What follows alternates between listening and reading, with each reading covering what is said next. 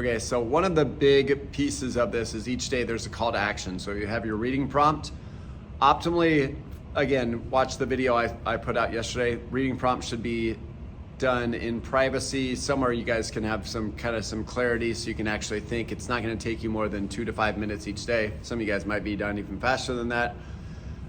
It needs to be short and succinct because I want you to think about it for the rest of the day. And it's just gonna kind of enter your thoughts. It's not gonna be anything bad. It's just going to be helping you get more thoughtful and more in touch to yourself.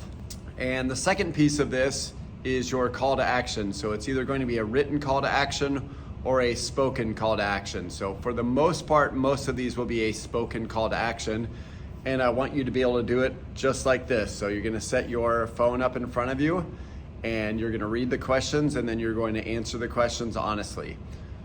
In the beginning particularly, I want this to be something that you can do in privacy. So find whatever it is, 5 to 10 minutes a day or less, depending on where you're at, that you can have some privacy, that you can speak freely. By the end of this, hopefully you can just have these conversations, but I know for me and I know for a lot of people, if I ask you to answer a question 100% honestly, you are going to guard your deepest truth just a little bit, and it's not gonna be the truest word coming from your heart. So I want you to be able to say what's inside of you, and I want you to be able to just release it and without any fear of judgment from anybody else sitting around you. So find some space that you can do this in privacy. I know that's challenging for a lot of people. And again, if you're someone who's a caretaker or you feel like you are someone who always has to be on with your family, just ask them for 5 minutes of privacy. You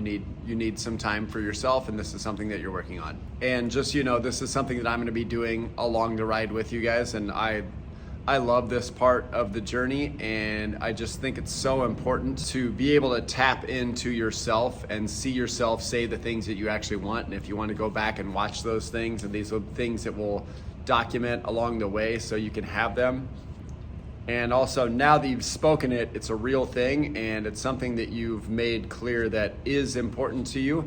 So don't hold back. Have fun with this, and this is a really fun part of the process, is especially in this first week where we're talking about your dreams and your goals and your vision. Release all of these things, because I know for a lot of you, you've been holding on to some things for a long time. So it's just a good time to let it go and start dreaming big and start having fun and thinking about the possibilities that you have in your life.